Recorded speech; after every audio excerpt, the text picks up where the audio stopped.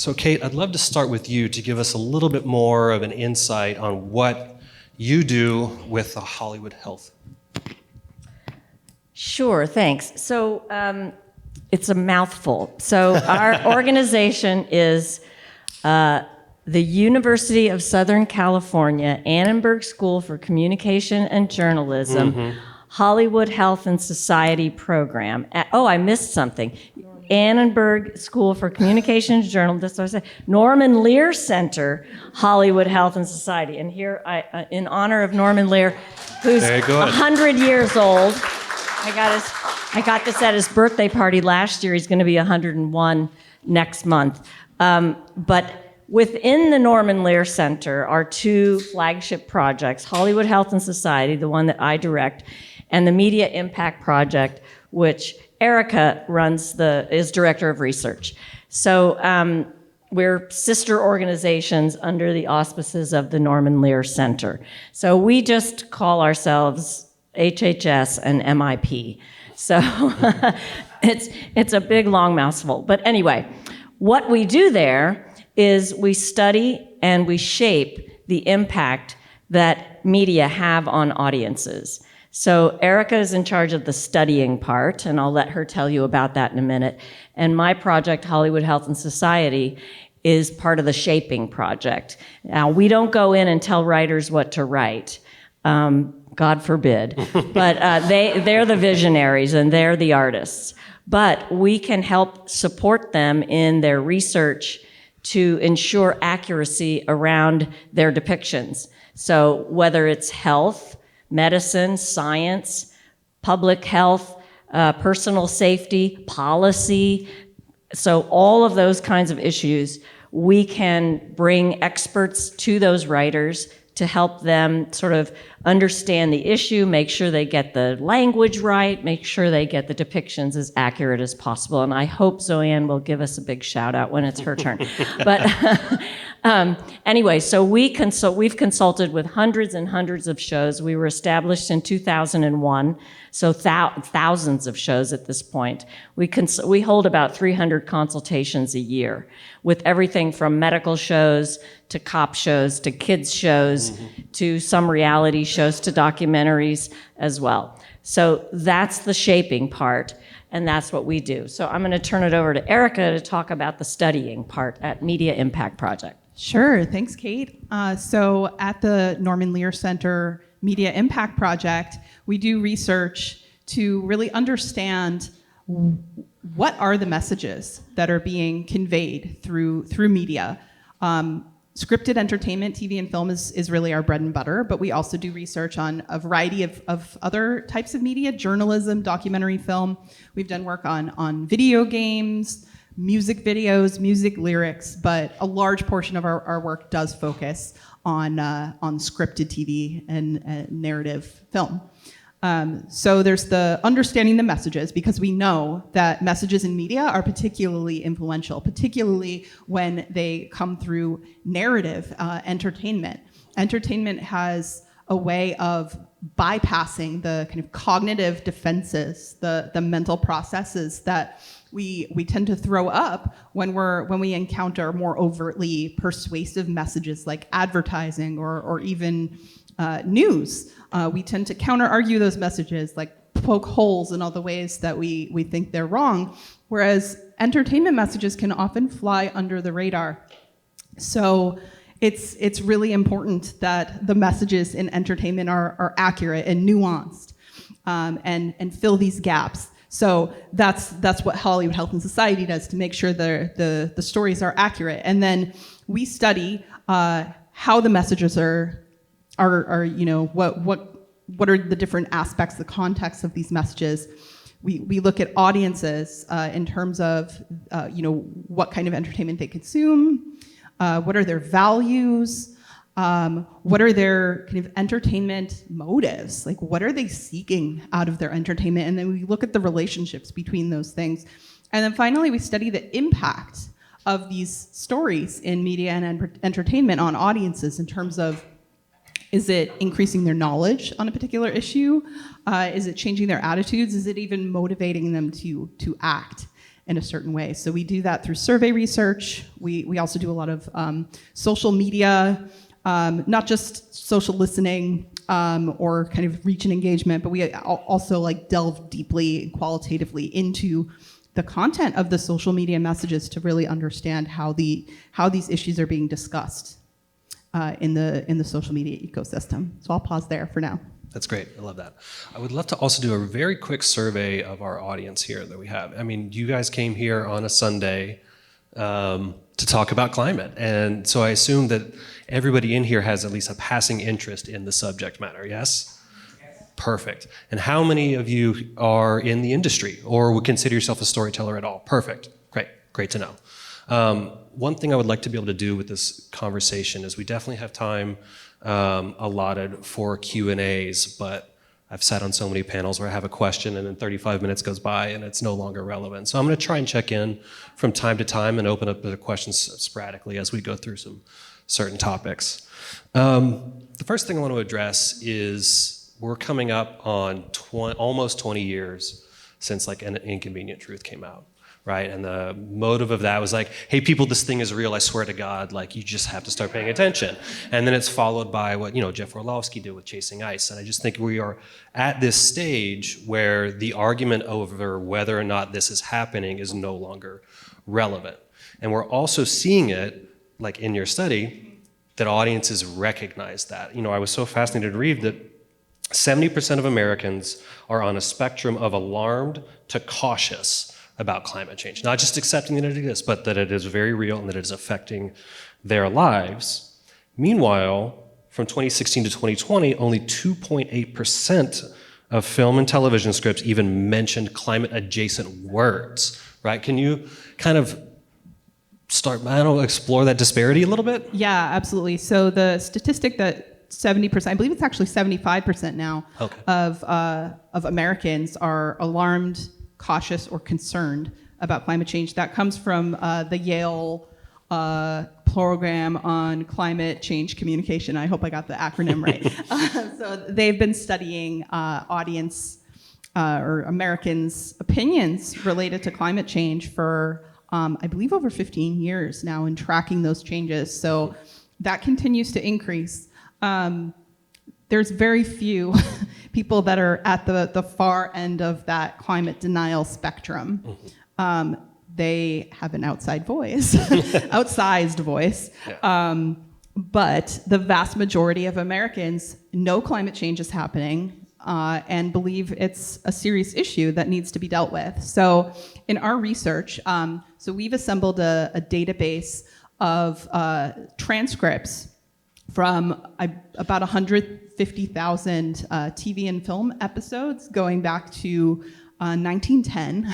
So it's a little more denser in the last several years as there's a whole lot more content. So we looked at climate change mentions in scripted TV and film during the 5-year period from 2016 to 2020. So to do that, we put together a list of 36 keywords relevant to climate change. So that included things like climate change itself and global warming, as well as kind of more climate adjacent terms like rising sea levels and ice caps and things like that. So altogether, all 36 of those keywords appeared in 2.8% of the TV and film transcripts from that time period.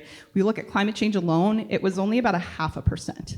So this is an issue that is top of mind for 75% of Americans, and yet it's almost entirely invisible in the TV and film that we consume. Yeah. And I know it's, for some reason, it's a weapon, right? The word is a weapon in our discourse. And I think, I'm guessing, and Dr. Clack, I'd love your opinion on this, is there a deterrent to bringing up such subject matters? Like when you're in the room, I wrote it down here.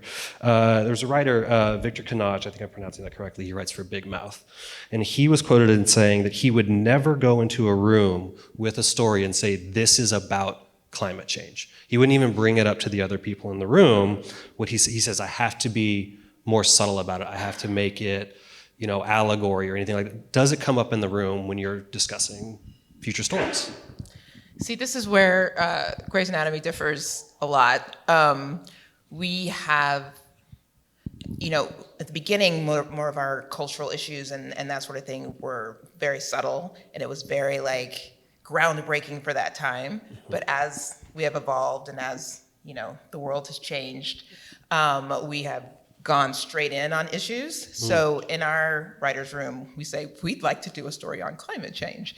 And then we go, how do we do that? And that has been the problem for us. Interesting. It's what do we say, or how do we dramatize that? One of the episodes that we did called Hotter Than Hell, which was kind of based on the big Seattle heat wave that happened the year prior. What we really, really wanted, we tried to get HHS to give us this, we couldn't find it. We really, really wanted a disease that was directly related to the heat, that we could dramatize on the show, which we were unable to find because there's a lot of things like environmental things that go on for a while, and that would give you something. But the heat crisis was very specific and not long term, and so we couldn't find the actual disease to kind of hone in on. So we had to kind of go in a different direction. But it has the actual climate change crisis has given us a very kind of shorthand and a way to do dramatic weather situations that don't usually happen, say in Seattle, and just say climate change. Mm-hmm. And it just explains it. We really, really wanted to just really dramatize something. And Kate was mentioning that we had this storm episode, this ice storm in Seattle, but that was 10 years ago, 10, 15 years ago. And we didn't really have that, as we just did it. And we just said, oh, sure, that could happen in Seattle. But now I think if we did that, we could say climate change. And everybody would go, that could totally happen. So it's nice that you have kind of a shorthand now. But on the other hand, we have found it a bit hard to really dramatize it in the way that we really want to. Because, in our writer's room, we'd be like, let's do a story on climate change and then push it forward. I have to say, Eric and I wrote a chapter in a book about giving some case studies of issues that we worked on with the entertainment industry, some successes and some, I'm not going to say failures, but some less successful efforts. And the less successful effort, and this is going back we've probably been working on climate change with the entertainment industry for over 10 years now. And, but the less successful effort in the beginning was climate change. We could not get writers I think the writers were interested. It was getting past, the network and the studios and the fear of the audience backlash and the political piece and all of that. And so it was, first off, it was getting to writers and helping writers understand, like Zoanne was saying, it's a vast concept. How do you funnel that down and talk about a person, that somehow reflects climate change? It's a tough thing to do unless you have a disease or you have something and we're getting there now. But so that was the thing that we did in the beginning for years, just kind of trying to give examples and case studies of the hunters in Greenland that make their livelihood hunting seal on the ice, and now there's no ice, and so they're all, these are indigenous people, and now they have to move to the city, and they can't get a job because, showing that connection, but it's sort of a long tail. So we did that for a long time, and little by little, people would start to pitch storylines. And one storyline, it wasn't even a storyline, it was one sentence that was put into a children's show. I don't think they mind me saying Doc McStuffins, if any of you know Doc McStuffins, on Disney Junior. And the episode is titled The Big Storm. And so they have a big storm and all the little toys. If you know the show, it's Doc is a little girl and she wants to grow up to be a doctor, and she treats her toys. So when somebody, needs stitches or whatever, and her little playhouse is her little, hospital or whatever, and all her toys come to life and, all of that. So there was a big storm and all the toys were afraid and they're huddled in the playhouse, and the wise owl is, calming them down and telling them, and it's one line that the writer put in that said, as the earth warms, storms will get more intense. And the network had a fit. And it was a huge fight between the showrunner, whom you know, and the network to keep that line in. She won because her show is wildly popular. And that's, as Zoanne has that advantage too with Grey's Anatomy. It's so popular, they're going to kind of let you guys do whatever you want. But it was a battle just to get that one little sentence. Didn't say climate change, So, it was really a slog in the beginning. Yeah. And now, we're starting to see more interest. Certainly the audience is interested and writers are interested. So, and there are other examples I can give you, but I'll stop there. Yeah, no, that's actually fascinating and leads to a question that I wanted to bring up. I mentioned we see and we make documentaries because there is a barrier of entry that doesn't really exist in documentaries and even independent film, right? You can write your script and you can go shoot it. You can grab a camera, you can go interview somebody, and you can find a way, put it in a film festival, put it online, whatever. But when it comes to specifically, I think, scripted television, there's just so many more barriers that it has to go through before it sees the light of day. And I imagine I was going to ask, what is the response from studios, executives, ad agencies, as you are trying to put these stories forward in, I think of something like even gun control, which is just as a controversial as subject, but you see more content about gun control than you would about climate change, I would say. So is that a changing facet with the studios? Are they becoming more open to it? Do they see opportunity? Or is it still just, hey, maybe push that aside? Well, I think with the advent of streaming, there's a lot more opportunity because it's not advertising based, or a lot of them aren't, although that's probably going to change too. So there's more opportunity there. They don't have to go up against commercial television, which is largely supported by ExxonMobil and the pharmaceutical industry, basically. So I think there's an opportunity. We had a lot in the beginning, like I said, and I don't interact so much directly with the networks as much as I am talking to the writers and the showrunners, but there would be sort of fear in there, like your guy from Big Mouth, I have to really be, careful about how we bring this up. Right. We're embarking on a gun safety campaign that we launched here at ATX just the other day. Amazing. So we're going to, which is based on a study actually that Erica's team did, where we're going to go into the writers' rooms and really encourage, not get rid of guns, but can we see people depicting, or can we see depictions of people storing their guns safely? That doesn't change your storyline at all.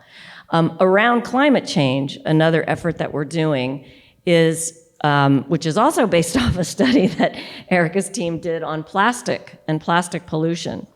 And we're going to encourage the entertainment industry to take single-use plastic off camera. Great. So let's not see the single-use,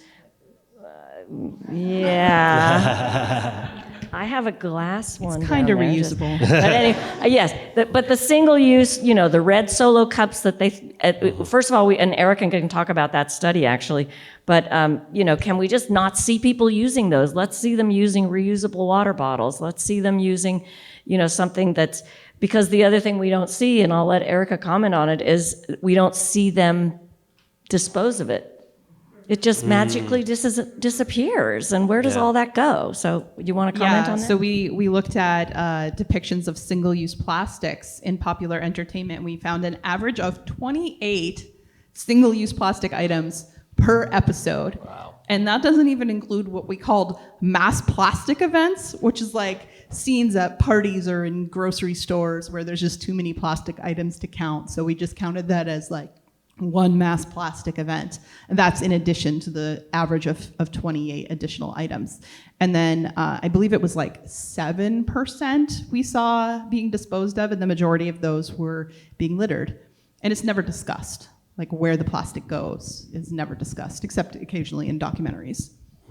We had a party on Grace that I know we discussed because it's, you know, the red Solo cup is like classic, you know. Right. You know you're How having you a show it's party. a frat party. But we discussed not using those and using like recycle. Do you know if we did it? When I'm was not it? sure. Here. It was this past. Probably this, so past probably season. not in her study Okay. because, yeah. Yeah, we definitely discussed it, and we were like, we just can't have these like single-use cups.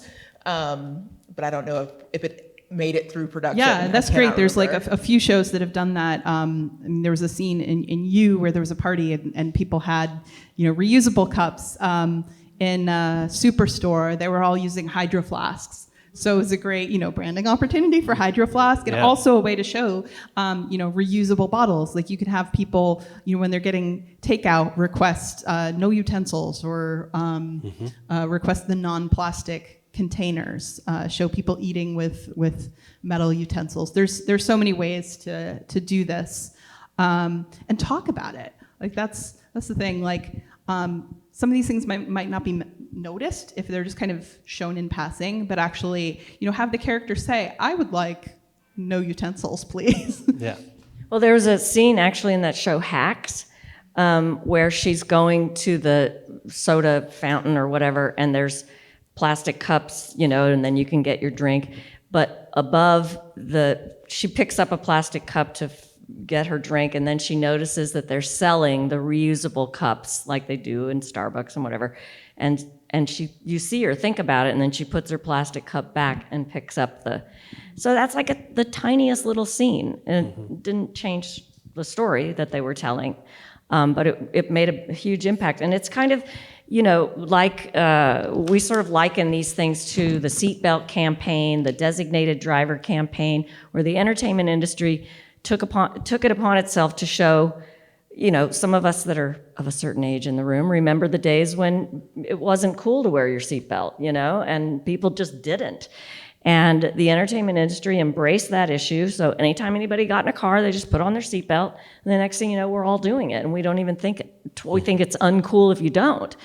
So that was really something that entertainment was able to change without it changing any of the stories they wanted to tell. Yeah, none of us are really suggesting that everyone should go out and write these heavy climate storylines. I mean, it would be great to have a few of those, but it doesn't. Not all of it has to be like a didactic story about the effects of climate change. It's just normalizing the discussions. Like 75% of people are very concerned about climate change, but there's research that shows that they don't perceive their fellow Americans as being as concerned about climate change. And part of the reason why is because they don't see it in the media they consume. People do talk about climate change in reality, especially younger people. I mean, it's a huge issue among Gen Z. Climate anxiety is extremely high among Gen Z. And we actually do see these discussions in a lot of shows that are targeted more toward you know, a younger audience. I can't even remember the names of all of them. I watch so much TV, but there was a show, I think it was called The Lake, where there was like a teenage girl, and you know, she just talked a lot, and some of that talk was about climate change, as teenagers do. And that's great. Like, that's exactly the kind of thing that we're looking for. Just show how people discuss this issue in reality. Show that it is important to people. Yeah. I want to do a little bit of a shift before we do. Does anybody have any questions up to this point? Yes. I just wanted to get your background, because during the intros I heard about what they did, but I want to learn more Oh my gosh. Go for She's it, the famous lady. one. Yeah. She's the one in the room. She's the fanciest one here. Okay. I'm an executive producer on Grey's Anatomy. I've been on there since the beginning, so going on 20 seasons. And I just took on as a co-showrunner of Station 19, which is our sister show. And I'm an emergency medicine physician by training. I don't practice anymore, and I have a master's in public health. So these ladies basically validate my existence in entertainment because I get to do a lot of entertainment education and be able to put issues out in an entertaining way and just have these like subtle messages that I'm learning about that I can just do with climate change. So that's my background. That's great. Yes. Mine's more of a suggestion. Sure. So the whole subject of climate change is always about cars. It's always about pollution. It's never about meat. And I read a study once that if everybody went vegetarian for 1 day a week, we would severely help the planet. And then to your point about the hats scene, it wouldn't take much for a character, instead of eating a burger, eating a vegetarian meal or being vegan. Just trying to get the message out there that you don't have to, maybe if you're a big meat eater, which I'm not, but if you were a big meat eater, it wouldn't matter. If you just did it 1 day a week, that would make a massive difference to climate change. Yeah, that's totally true. And we have looked at, among the keywords in our study were vegetarian and vegan, and those are mentioned. But they're very rarely connected to climate change. Like that's a theme that we saw across all the keywords. I think it was like 8 or 10% of the time these terms were mentioned, there was some explicit mention of climate change. They're also rarely connected to the fossil fuel industry or the causes of climate change, and they're rarely discussed in the context of behaviors that people can take to affect climate change. So that's a study that we're hoping to do. This was just looking at dialogue based on the scripts, but we also do research where we'll actually sit down and watch hundreds of episodes. We hire students to do that. Track how often people engage in different behaviors. And like you said, it is all about cars and solar panels, which are not accessible to the vast majority of people. Everyone could give up something. Right. Yeah, so it would be really interesting to see, how often like veganism is depicted relative to electric cars, which are becoming more common. I just got one last summer.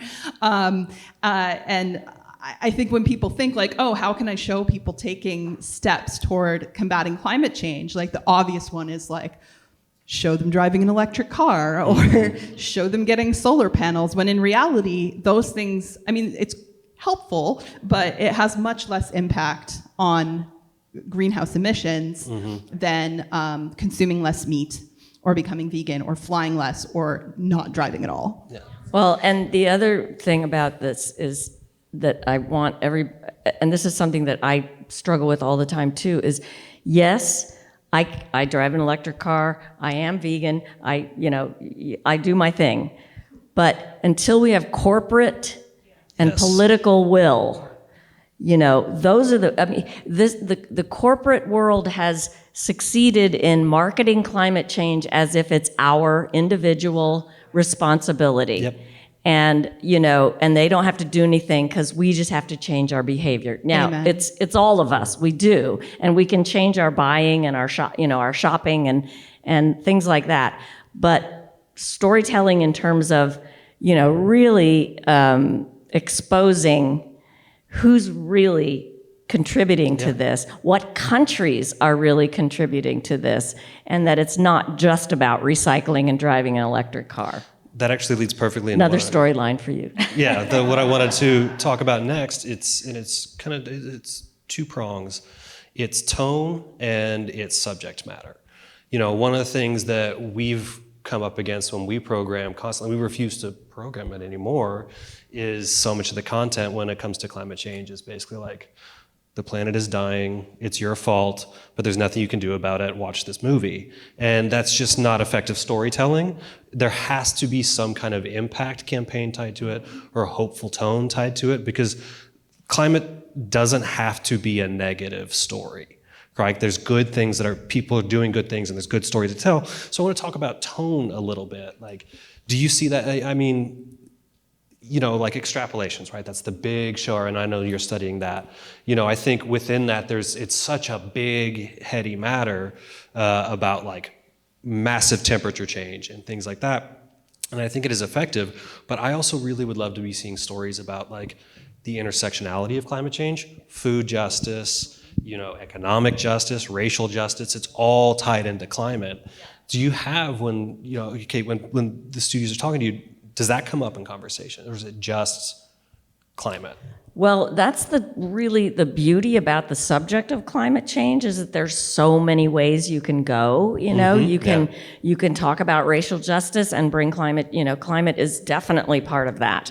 You can talk about economic injustice. You can talk. There's so many ways to bring it in. Disease, of course. So it's rich with stories to be told. And so we're happy when anybody decides to do anything on any of those things. But I mean, whether you're on a cop show, a kids show, a medical show, a political show, a sitcom, there's something that you can do beyond recycle. The recycling is great, and we look at, do they have a recycling bin? Are they using cloth bags for their groceries and all of that good stuff? But there's so many other stories that can be told, and I really think personally the racial and social justice piece is big. In fact, we worked with the show Madam Secretary on a couple of episodes actually, and it's interesting because there's a nice trajectory there. When we first started working with Madam Secretary in the beginning and talking to them about climate change, and they did a couple of stories on climate change, and one in particular was where the Chinese were doing deforestation in the Peruvian Amazon or something like that. And the Madam Secretary is trying to negotiate with the ambassador of China to get them to stop, and they had protests and all the rest of it. And she had been through a terrible bombing in Iran in previous episodes, and she was suffering some PTSD from that. So she's having this conversation with the Chinese ambassador, and she's getting really riled up about it. She's like, look, if we cut all those trees down, the world is gonna overheat, and we're gonna be in war over water. And she's getting a little sarcastic, and he's saying, ma'am, calm down, what's your problem? Of course, she's a woman, so, she's getting upset, and he's sort of patronizing her that way. And anyway, she makes some really great points, and then she kind of storms out of the room and faints. So it was a great message, but then it kind of was discounted because, she's suffering, she's not herself, she's overreacting. It was like, it sort of gave that tone. We were happy that it happened and the information was out there, but it wasn't, it kind of, so then another episode, Madam Secretary again, something about climate change, and at this point she's having her blood drawn for something else, like she's having some medical tests done, and there's an intern that comes into the room to brief her on some climate issues, and the doctor or the nurse is there drawing Tia Leone's blood, and the intern is saying, all these, reading off these climate related statistics. But she's getting nauseated by seeing her blood getting drawn. The intern is. So she's like, and the world is overheating. and she's trying to get through this presentation to the Secretary of State, and eventually she has to run out of the room and vomit. So again, great information, but it was still this tone. It's kind of discounting itself. Then finally, so this is over 5 years or 5 seasons of Madam Secretary. So in the last season, because we kept working with them on it, and they did an episode that sort of mirrored what happened at Vanuatu, at that island, where they had an island nation that was getting hit by a cyclone, and it was going to wipe out the entire nation, and they were going to have to literally relocate everybody. And so they're talking to the president of that nation about what to do, and it's this huge storm, and they bring up the scientist who explains about how the earth is heating up and the storms are, and the scientist, of course, his office is in the basement at the Capitol building, or he's down in the dungeon because they don't care, and now they've brought him up to talk to the Secretary of State. It was a great episode, and it made a lot of impact. And in fact, didn't you look at the impact of that episode? Did you guys look at that? Okay, never mind. Well, I did want to ask, I mentioned it briefly with extrapolations on Apple TV. It's very directly about climate change. And then you had, I guess, must have been 2 years ago now with Don't Look Up. Also, much more satirical, but very much about climate change. And with Don't Look Up, there was a lot of like discourse in the media of like, is this good? Is this bad? Like whatever. But then, the streamers don't have to release their numbers, as we were talking about this week. But they were happy to release that, like, Don't Look Up. It said their weekly viewership record, 152.9 million hours viewed.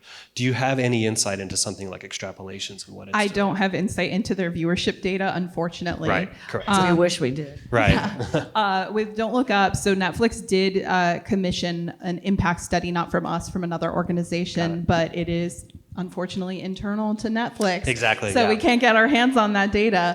But there was also another study that was conducted. I can't remember the name of the organization offhand, but there was another organization that did a kind of a brief study of Don't Look Up, and it backfired with conservative and moderate audiences and really had very little effect on more liberal audiences who are essentially already the converted. I mean, it took a rather mocking tone toward Exactly, yeah. the president, who was, ultimately eaten by an alien dinosaur creature.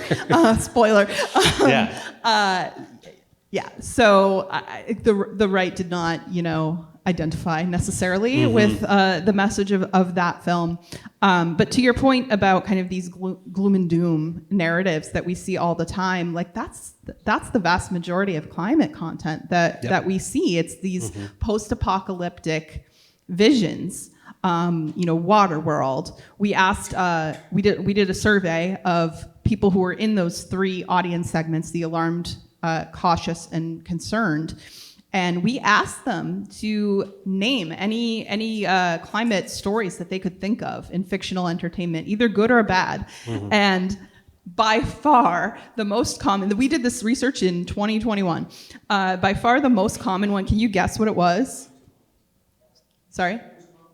The Day After Tomorrow. Wow. That was in 2004. Yeah. That's the one that made the most impact on people. And that was, not exactly scientifically sound. Correct.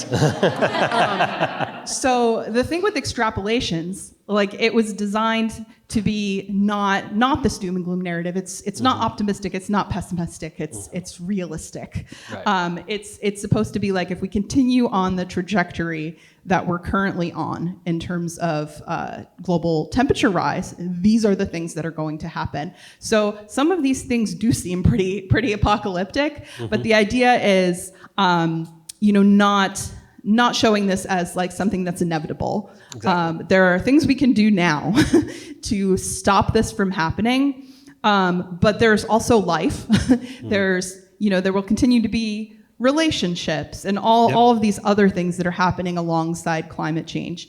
But what audiences are really looking for in the research we've done is stories that give them hope and that really demonstrate the things they can do in their real lives, and that includes individual behavior like eating less meat, for example, but it also includes the things that Kate was talking about, civic engagement, like how can I take action? And there's tons and tons of research on many different topics that shows that people learn from what the behaviors they see modeled in entertainment. So when a character is shown engaging in these behaviors, people are more likely to follow along.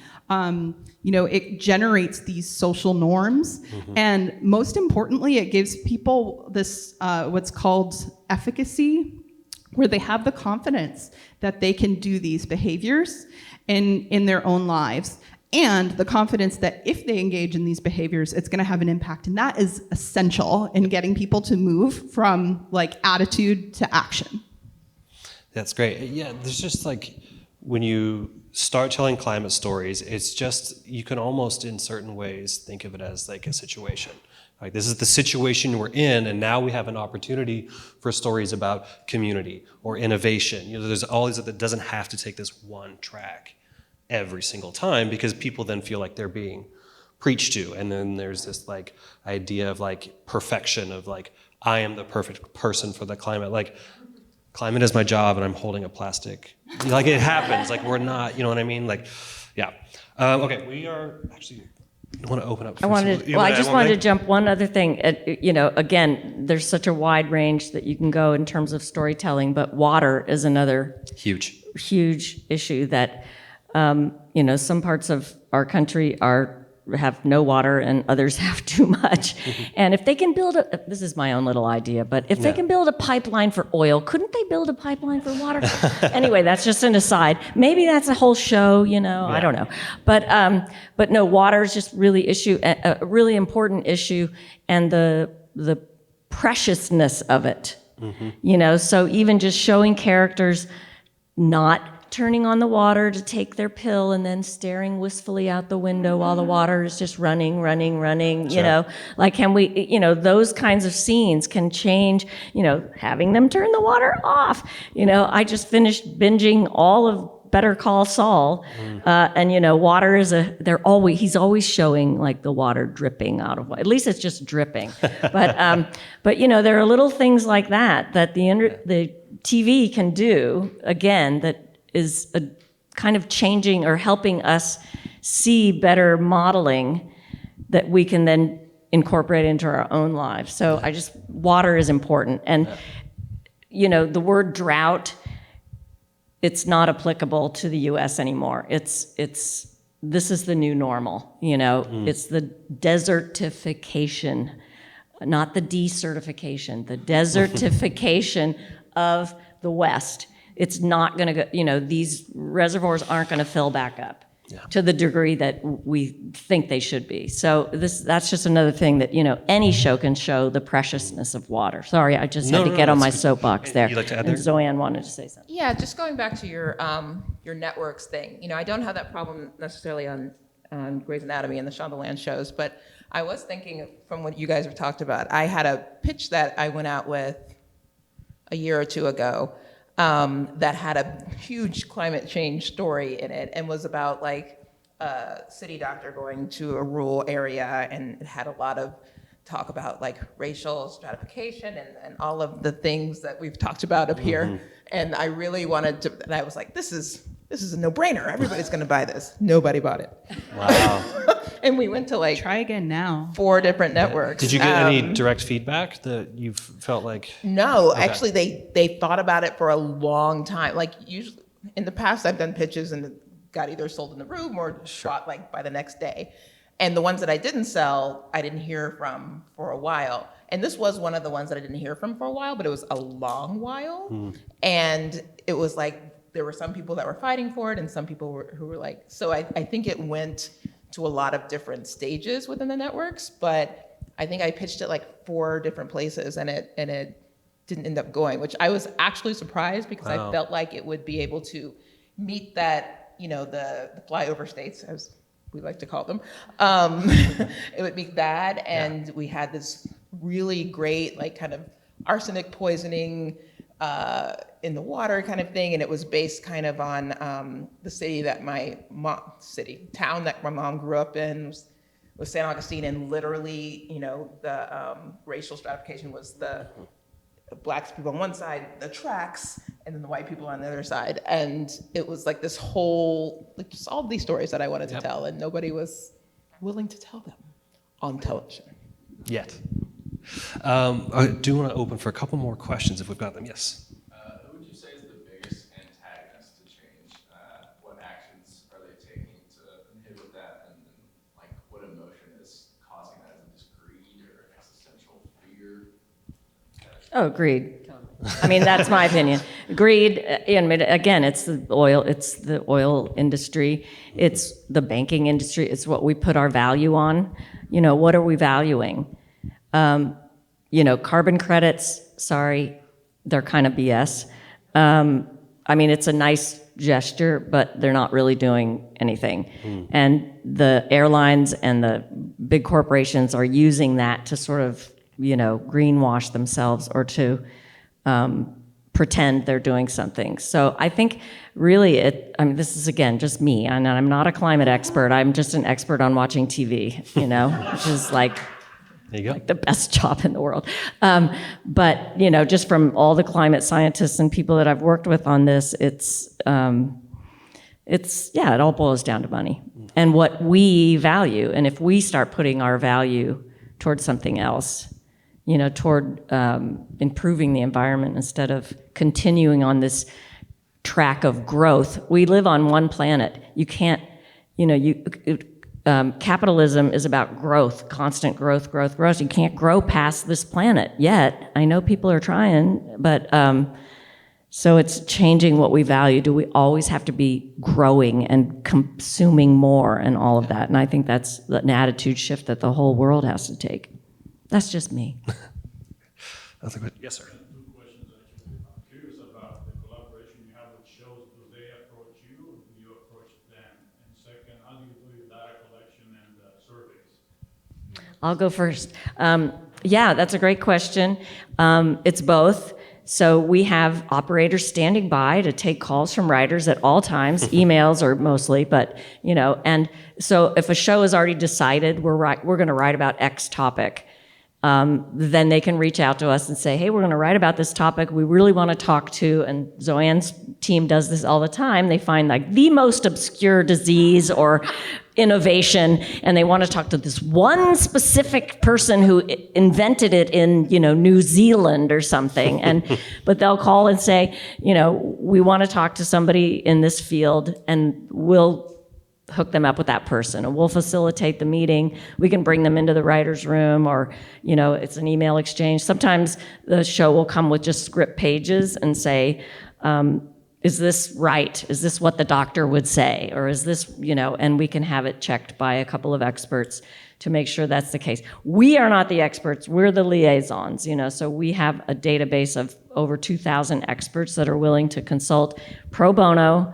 We don't take a credit, we don't take a fee. This is all in the interest of public health and public information. So that when they come to us on demand, whatever topic it is, we'll help them. Then on the flip side, we do lots of these kinds of things, panel events. We're partnered with the Writers Guild, so we do a lot of events in partnership with the Writers Guild, with the Television Academy. We give an award every year, sort of as a carrot, you know, to honor shows that have addressed certain issues accurately with an impact on their audiences, and it's our own little red carpet Hollywood thing, which is lots of fun. We have a newsletter, we do tip sheets, we do a ton of social media, so we're kind of beating the drum on certain issues that need to be considered or maybe were forgotten. HIV was a big thing back in the 90s and the 2000s. Everybody had an HIV positive character and they did storylines around it, and then it kind of faded away. And we still have a huge HIV problem in this country and the world, and especially in certain populations. So we came back and said, hey, don't forget about HIV. You know, so we'll do things like that to raise awareness about certain issues. So it's both. And you were doing those lunchtime, what were those? Lunch and Learns. Lunch and Yes. Learns. We Yes. actually I do think those on our own now. No, we got the idea from you. So No, but we you still gotta- use your still Lunch have and to Learns too. invite us Well, back. mostly we set them up and then call you. We're like, That's we okay. would like to do a lunch and learn on this. Let's call HHS.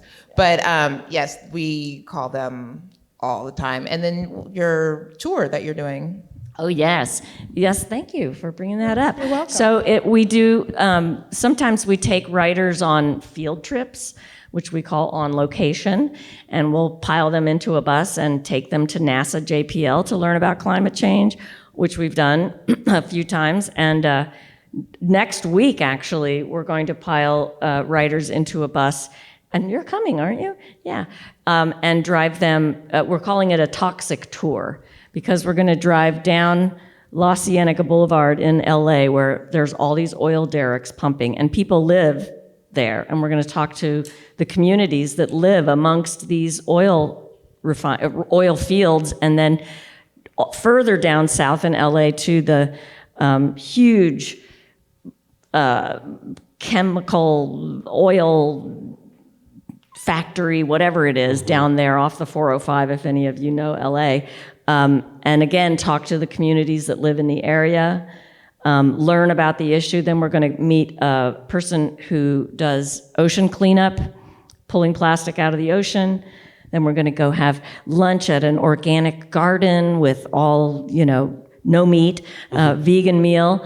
And then we're going to go to some refill shops because they're popping up all over, and I'm sure you probably have them in Austin, where you can, take your bottle and get it refilled with shampoo instead of buying a new plastic bottle every week or whenever. So that's another thing that we do, where we take writers and we try to expose them directly, with these issues and with people who are dealing with these issues in their lives now. And again, that goes back to economic justice, racial justice, because you can imagine the communities that are forced to live in these areas. So yeah, that's happening next week. So we do things like that, again, to kind of just immerse them in the issue. We never tell them what to write. We just say, look at all this great storytelling that's there. But what I will say too is that they don't just kind of flood us with research. They bring people with stories, which is what she's highlighting with the tour, is that we're talking to people, I guess. As opposed to aliens, yes. as opposed to like just a ton of research and then figure it out, like what the story is. And obviously we're not going to just grab the story from the person. Sometimes we'll do an amalgam of those stories, or sometimes we'll take that story and just like dramatize it or change it a little bit, just so, because we've got that vibe from them. So. And I know you had a second question about research, so I'll turn it over to Eric. About surveys. So it depends on the show and how big the audience is, and whether it's kind of a recent storyline or if it's far in the past. But most typically, we recruit viewers of the show through a market research firm. We tend not to tell people to go watch the show because that's not a very natural audience. We're really most interested in how the actual audience for a show is reacting to it in real time. So if we have sufficient advance warning and it's a popular enough show, then we'll survey them before the storyline airs and then go back to them afterwards and resurvey them and measure how their knowledge, attitudes, and behavior have changed following the show. One more very quick question. Now we're up against time, but very quick, yeah. I just want to say thank you so much for this discussion. I think it's a really important one. And what's come across to me listening to just this responsibility that writers have. Like to your point about seatbelts, we don't see characters smoking anymore.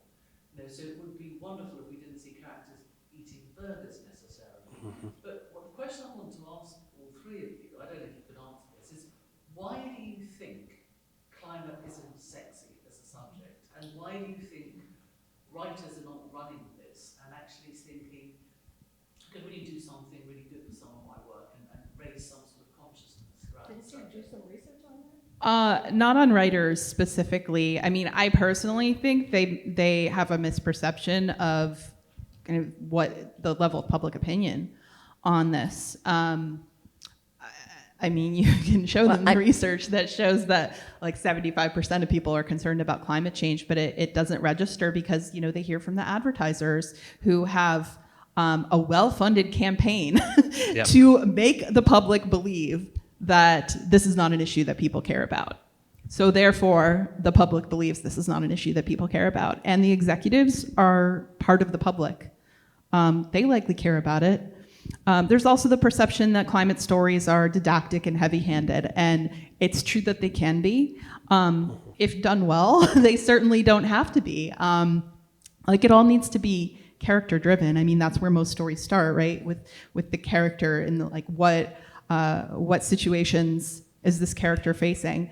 And these stories can be woven in a very seamless way that is character-driven, but still kind of acknowledges the role of climate change and the intersections with things like mental health and racial and economic justice and other health impacts. So there's like kind of an unlimited number of ways of integrating climate change into stories in a way that doesn't feel, pound you over the head like this is a climate story. Yep. Then there's one other thing that I read. I thought it was in your research, but maybe it's somebody else's qualitative research, that writers sometimes have said that they feel a little reluctant because they don't feel they're doing enough in their own lives.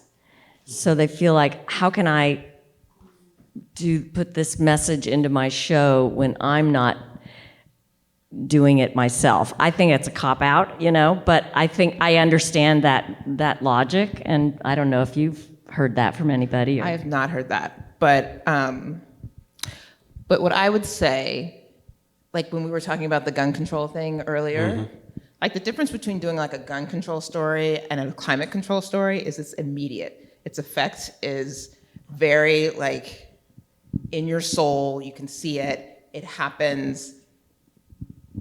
You can feel it right at the moment. A climate story, I feel like, is more of if we do the intersectionality, if we do all of that, you have to like plan that, and it has to be a piece of the fabric of whatever story you're telling. And it's not as immediate. And if it's like, oh, we're gonna use recycling things instead of Solo cups, I mean, the drama is not there.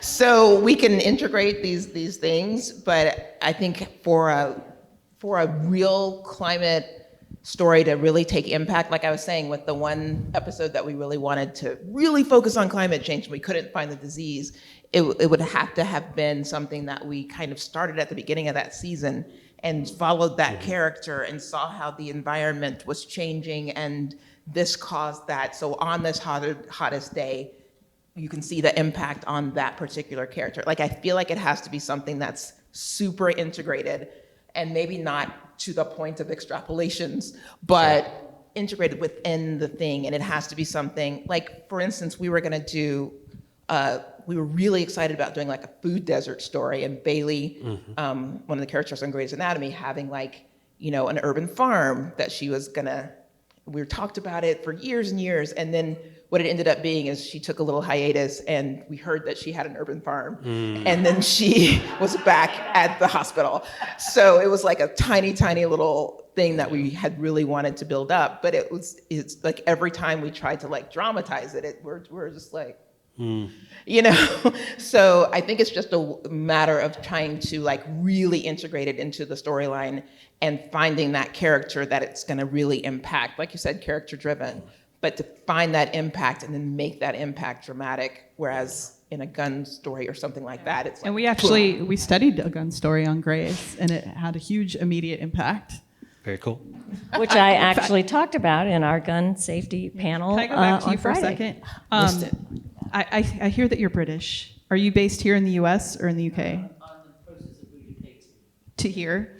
Well, not to Austin, to Oh, to the US, but you're in the UK currently. So there's an amazing organization in the UK, Albert, which is part of BAFTA, that has been working with the entertainment industry in the UK, and they've done similar research in the UK. And Albert, ALBERT. yes, and it's part of BAFTA. And they actually got the UK studios, or I forget what they're called there exactly, but got them to sign on to a climate pledge related to production and also to content. So we've been working with actually a UK-based foundation who's hoping to do a similar thing in the US. There are many barriers to making that work in the U.S., but it's definitely something that is in the works and has been fairly successful in the U.K. context. That's great. Unfortunately, we are against time. I could talk about this for another hour. This has been fascinating, and it's been an honor. I really appreciate it. I do want to leave everybody with one thing. I had the opportunity to see legendary and wonderful author Bill McKibben speak recently. If you're not familiar with his work, please dive in. He's an amazing, amazing activist who's been doing this work for decades now. And somebody asked him the question of like, what do we need most right now from his perspective in this fight? And his answer was, environmental activists are great at appealing to people who like bar graphs and pie charts. What we need are artists and storytellers to enlighten and engage the wider population. So I would love for everybody here to take that with them after this. Thank you all.